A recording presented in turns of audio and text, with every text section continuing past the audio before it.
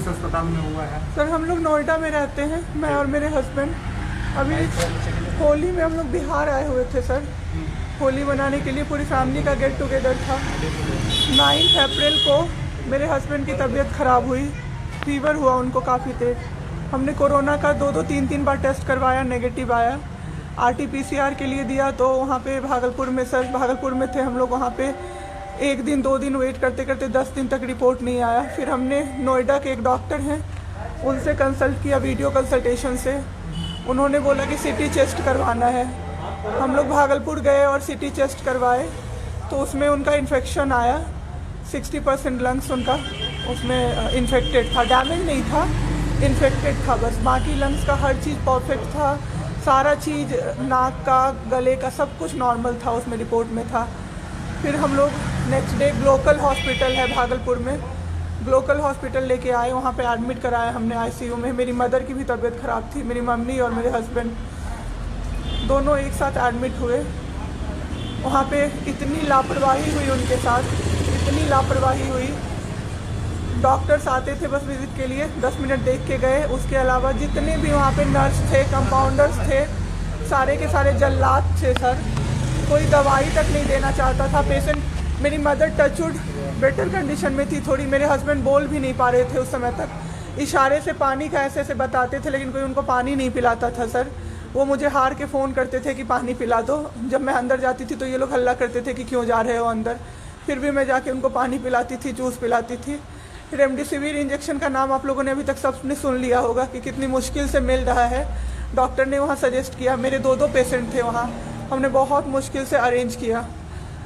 जब वो इंजेक्शन मिला तो एक दिन रात को जब इंजेक्शन देने लगे, हाफ इंजेक्शन फ्लोर पे गिरा दिया उन्होंने। हमने कहा कि इतना महंगा इंजेक्शन है, इसी का असर होके ठीक होते ये आपने कैसे गिरा दिया। उन्होंने कहा कि 50,000 का भी गिरा देता ना तो तुम कुछ नहीं कर पाती अभी। हम लोग चुपचाप वहाँ से सर हट गए। थोड़ी देर बाद वहाँ पे मेरे हस्बैंड को मैंने देखा कि उन्होंने 2-3 बार पॉटी किया था, यूरिन पास किया था, कोई क्लीन करने नहीं आ रहा था सर। 6 घंटे से वो उसी गंदगी पे पड़े हुए थे। उन्होंने मुझे फिर फ़ोन किया, बस फ़ोन कर पाते थे सर, बोल भी नहीं, बस मिस्ड कॉल आती थी, मैं समझ जाती थी कि कुछ परेशानी है उनको। जब मैं गई तो मैंने देखा पूरे गंदे बेड पे मेरे हस्बैंड 6 फीट 2 इंच के सर, पूरे गंदे पे वो सोए हुए थे सर। मैंने ज़बरदस्ती सबको बुलाया।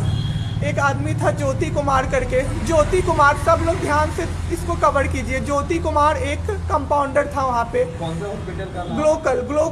Glocal hospital Bhagalpur. Jyoti Kumar compounder है वहाँ का, मतलब जो अटेंडेंट सब होते हैं ना वो है, लड़की नहीं है, लड़का है ज्योति कुमार। उसको मैंने रिक्वेस्ट किया कि भैया प्लीज़ आप मेरे हस्बैंड की मदद कर दीजिए, रात में ये लोग रुकने नहीं दे रहे हैं मुझे अपने पास, इनके पास। उसने बोला ठीक है ज़रूर मदद करूँगा, ये कह के, और मैं अपने हस्बैंड से बात करने लगी, इशारे से ही वो बात कर रहे थे, मैं बोल रही थी। अचानक से मेरा दुपट्टा खिंचाया बहुत ज़ोर से। मैंने सोचा क्या हो रहा है, जब मैंने पीछे मुड़ी तो मेरे कमर पे उस आदमी का हाथ था और मेरा दुपट्टा वो ज्योति कुमार खींच रहा था। मेरी माँ पीछे से चिल्लाई, मेरे हस्बैंड ऐसे ऐसे होने लगे, पूरा पसीना उनको चल गया, कुछ बोल नहीं पा रहे थे वो। जब हम लोग ठीक थे ना, मैं बाहर निकलती थी ना, कोई मुझे ऐसे देखता था ना नॉर्मली ही तो कहते थे आंख निकाल लूँगा, क्या सोच के इसको देख रहे हो। और मेरे हस्बैंड उस दिन बेड पे पड़े हुए देखते रहे कि मेरी वाइफ का कोई दुपट्टा खींच रहा है। और जब मैंने उस आदमी को देखा ना तो वो मुस्कुरा रहा था। मैंने ऐसे दुपट्टा खींचा और मैं कुछ नहीं बोल पाई, डर से कि मेरे हस्बैंड यहाँ पे है, मेरी माँ यहाँ पे है, ये लोग कुछ कर देगा, इस डर से मैं कुछ नहीं बाहर निकली। मैं बाहर निकल के मैं दम से बैठ गई। वो आदमी मेरे पास फिर आया, मुस्कुरा के बोला मैं ध्यान रखूँगा। मैंने बोला ठीक है भैया आप ध्यान रखना। मैंने कुछ नहीं बोला उसको, कुछ भी नहीं।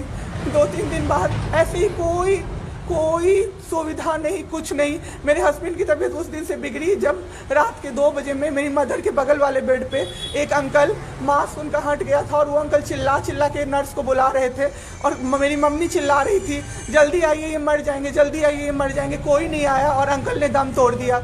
ऐसे 3-4 लोग उस 2-3 दिन के अंदर दम तोड़े हैं बिना केयर के, बिना नर्स के आए। सारी नर्स टेबल कुर्सी लगा के सो जाती थी, कहती थी पागल हो गए हैं हम ही, अब मर जाएंगे इस कोरोना के चक्कर में, अब तो क्यों जॉब कर रहे हो, छोड़ दो, आपकी जगह कोई और आ जाएगा। उसके बाद वहाँ से बाई पैप वहाँ उस हॉस्पिटल में नहीं अवेलेबल था। मेरे हस्बैंड की तबीयत एक दिन बहुत ख़राब हो गई, उन्होंने मायागंज रेफ़र कर दिया, भागलपुर मायागंज हॉस्पिटल। हम लोग जब मायागंज आए, मायागंज की और हालत ख़राब, ICU में 4 बेड था। मेरे हस्बैंड के बगल वाले बेड पे 4 लोग 6 से 7 घंटे में 4 लोग ख़त्म हुए। क्यों ख़त्म हुए? वो नर्स को बुला रहे थे, सिस्टर आ जाओ, दिक्कत हो रही है, दिक्कत हो रही है, और सिस्टर नहीं आती थी। एक अंकल तो बुलाते बुलाते उलट के गिर गए, पूरा सर फूट गया, ब्लड और मर गए वो अंकल वहीं पे। इतना मेरे हस्बैंड डर गए। शाम होते होते मेरे हस्बैंड की तबीयत अचानक से ख़राब होने लगी, पूरा ये सब ड्राई हो गया, एक लेयर वाइट कलर का जम गया उनके ऊपर, बहुत ज़्यादा तबीयत ख़राब हो गई। हम लोगों को समझ में नहीं आ रहा था कि हो क्या रहा था। अचानक से मेरे दिमाग में आया ना, डॉक्टर को कम से कम 5-6 बार मेरी बहन बुलाने गई है, क्योंकि कोई डॉक्टर था ही नहीं ड्यूटी। कब हुई आपके हस्बैंड की डेथ? परसों। सुनिए मेरी बात, पहले पूरी कहानी मेरी सुनिए। मेरी बहन 5 बार 6 बार गई है बुलाने डॉक्टर को मायागंज में, तो डॉक्टर क्या कह रहे हैं, यार रात में भी सोने नहीं दोगे, रात में भी सोने नहीं दोगे। जब हमने देखा जाके सर, तो लाइट ऑफ, इमरजेंसी के नाइट डॉक्टर्स का लाइट ऑफ, और सब नीचे बिछा के मूवी देख रहे हैं और सो रहे हैं, और दरवाज़ा तक नहीं खोला सर। मेरे हस्बैंड की ऐसी हालत हुई, जब मेरी दीदी बहुत जाके चिल्लाई, तब एक डॉक्टर आए वहाँ से, तो उन्होंने देखा क्या कि मास्क, उन्होंने ऐसे मास्क लगा होता है ना, उसमें एक ऑक्सीजन सप्लाई का पाइप होता है ना, वो पाइप ही नहीं लगाया था सर, बस मास्क लगा के छोड़ दिया था, ऑक्सीजन सप्लाई आ ही नहीं रहा था। जब बहुत कम हो गया तब वो डॉक्टर आए और पाइप लगाया, मेरे हस्बैंड तुरंत भी जिंदा हो गए। उसी दिन से उनके दिमाग में वो ऑक्सीजन की किल्लत का डर बैठ गया सर। बहुत 7 घंटे बिना ऑक्सीजन के रहे सर, लड़ते रहे। फिर उस दिन इतना वो डर गए, वो बोले नहीं अब हमको कहीं बाहर लेके चलो। दिल्ली में सर हमने बेड का किया, बहुत पता नहीं था, दिल्ली में कहीं भी जगह नहीं था। हम पटना आए, राजेश्वर हॉस्पिटल में सर पटना आए। यहाँ पे इन्होंने कहा आईसीयू में अटेंडेंट नहीं अलाउड है, नहीं जाओगे आप। मेरे हस्बैंड रोने लगे कि मेरी वाइफ को बस भेज दो, वो रहेगी तो मैं ठीक हो जाऊंगा। इन लोगों ने नहीं अलाउ किया सर।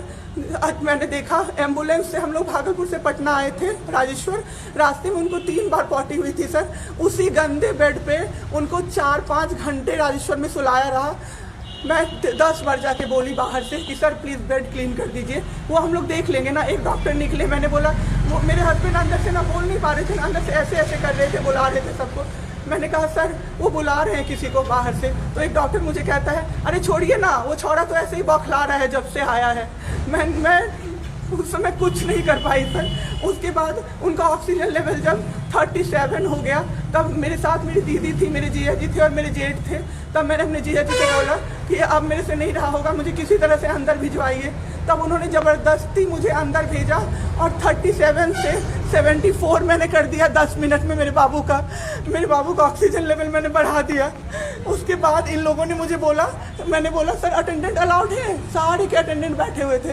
तो एक डॉक्टर ने मुझे बोला अटेंडेंट अलाउड नहीं रहेंगे तो कैसे काम चलेगा, सब तो कोरोना से बीमार पड़ रहे हैं, हम लोग कितना देखें, हम लोग क्या मर जाए खांसते खांसते सबको देख के। बैठिए चुपचाप और देखिए। 15 दिन तक सर एक टेबल पे एक लगातार मैं बैठी हूँ। आज 1 महीना पे मैंने ब्रश किया है सर, 1 महीने पे ब्रश किया है मैंने। बाबू को बहुत ठीक कर दिया, इतना स्ट्रॉ लगा के सर, मास्क के अंदर से स्ट्रॉ लगा के बाबू को मैंने जूस, दाल, रोटी सब कुछ पिलाया सर। इतने ठीक हो गए ना कि जो डॉक्टर फर्स्ट डे बोला था ये बचेगा नहीं, वो डॉक्टर सर 3-4 दिन बाद कहता है टचवुड क्या कर दिया आपने इनके साथ, ये तो एकदम ठीक हो गए, गजब का फाइट दिया आप दोनों ने मिलके। मुझे क्या पता था कि मैं फाइट दे रही हूँ और ये लोग मेरे बाबू को ख़त्म कर देंगे। इतना ऑक्सीजन का किल्लत सर, मेरा बाबू डर गया बहुत ज़्यादा। ऑक्सीजन सिलेंडर देखता था और कहता था हाँ वो ख़त्म हो जाएगा, वो ख़त्म हो जाएगा। मैं कहती थी नहीं ख़त्म होगा बाबू। 1.5 घंटे के लिए सर ऑक्सीजन सप्लाई बंद रहता था। बाद में हमें पता चला ये लोग ब्लैक मार्केटिंग कर रहे हैं अंदर में ऑक्सीजन सिलेंडर का। जो अस्पताल वाले हैं ना, वो ऑक्सीजन सप्लाई बंद कर देते थे ताकि बेचैन होके लोग खरीदें उन्हीं से। हम भी खरीदे सर, मैंने भी खरीदा, क्या करते हमें भी तो चाहिए था। परसों सर सुबह में हमारे पास एक ही सिलेंडर था, पाइपलाइन बंद हो गया। मेरे हस्बैंड को बाईपैप लगा हुआ था, उनको 2 सिलेंडर से जाना था, एक ही सिलेंडर था। सिलेंडर मांगते मांगते कहीं नहीं मिला सर, मेरे हस्बैंड ख़त्म हो गए। सर, मेरा बाबू चला गया हमको छोड़ के। आपके साथ यहाँ पे भी सर, यहाँ पे राजेश्वर में डॉक्टर अखिलेश गंदे गंदे इशारे कर रहा था मुझे सर। चलता था ना तो मुझसे सट के क्रॉस करता था सर, मैं इग्नोर कर देती थी कि मेरा हस्बैंड है यहाँ पे, वरना अगर बाहर होता चप्पल खोल के मैं मारती सर ऐसे इंसान को। वहाँ पे मायागंज हॉस्पिटल में डॉक्टर्स, कोई भी डॉक्टर नहीं आता है, कोई सीनियर डॉक्टर नहीं, जूनियर डॉक्टर नहीं, और पेशेंट की सिर्फ एंट्री कर देते हैं कि फिजियोथेरेपी किया गया। ये मेरे बाबू नाक का क्या करते हैं, नेबुलाइज किया गया, 4 बार नेबुलाइज किया गया, कोई चीज़ नहीं होती है, सिर्फ पेशेंट की एंट्री कर देते हैं। एंट्री सब किया हुआ रहता है कि ये बड़े डॉक्टर आए, ये बड़े डॉक्टर आए, उन्होंने पेशेंट को देखा, नेबुलाइज किया, फिजियोथेरेपी हुआ, पेशेंट को कुछ नहीं, मतलब सीपैप पे पड़ा हुआ पेशेंट, और उसको देखने के लिए 24 घंटे में कोई नर्स नहीं आती है, रूम बंद करके, और सब सोते रहते हैं। दरवाजा ठकठकाइएगा तो चिल्ला के बोलेगी दूर भागो यहाँ से, कोरोना पेशेंट के यहाँ से आई हो, हम लोग अभी रात में नहीं आ सकते। हम लोग क्या मर जाए पेशेंट के लिए? कोई नहीं आता है, कोई नहीं आता है देखने के लिए किसी को। ये लोग पटना में हम लोग तो 26 तारीख को आए पटना। मैम आपके साथ जो ये सब हुआ, गलत हुआ, इसकी शिकायत आपने किसी को की है? अभी किसको करे सर? परसों तो मेरा बाबू गया है। परसों शाम अब क्या चाहती हैं सरकार से? क्या अभी सबसे पहले तो मैं चाहती हूँ कि सारे जगह ये, सबसे पहले तो मुझे कोई प्लेटफॉर्म मिले जिस पे मैं ये बोल सकूँ टीवी पे जाके, ताकि लोग बचें। अब जिसके साथ जो हो नहीं हो तो सेकेंडरी है। हमारे जैसे जो लोग उसमें पड़े हैं ना, जो ये छोड़ के भूल जाते हैं कि पेशेंट का ख्याल डॉक्टर्स रखेंगे, वो जाके अपने पेशेंट का ख्याल रखें, नहीं तो सब मर जाएंगे सर, सब मर जाएंगे। एक डॉक्टर एक दिन आए राजेश्वर में, कहते हैं अरे ये बेड अभी तक नहीं खाली हुआ है, मतलब ये आदमी अभी तक नहीं मरा है। एक आदमी के बारे में आप सोचो सर जरा सा, आप सोचो सर जरा सा। मेरे हस्बैंड को वेंटिलेटर पे नहीं रखा सर, वो शायद बच जाते। और जब मेरी एक फ्रेंड है डॉक्टर, उसने बात की कि आपने वेंटिलेटर पे क्यों नहीं रखा, तो झूठ कह रहे हैं कि फैमिली वालों ने मना किया। हमें कोई सजेशन नहीं दिया कोई गया कि सजेशन वेंटिलेटर नहीं, पे आप रख सकते हो, कुछ भी नहीं सर। वो बस वेट कर रहे थे कि ये बेड खाली हो। ठीक है।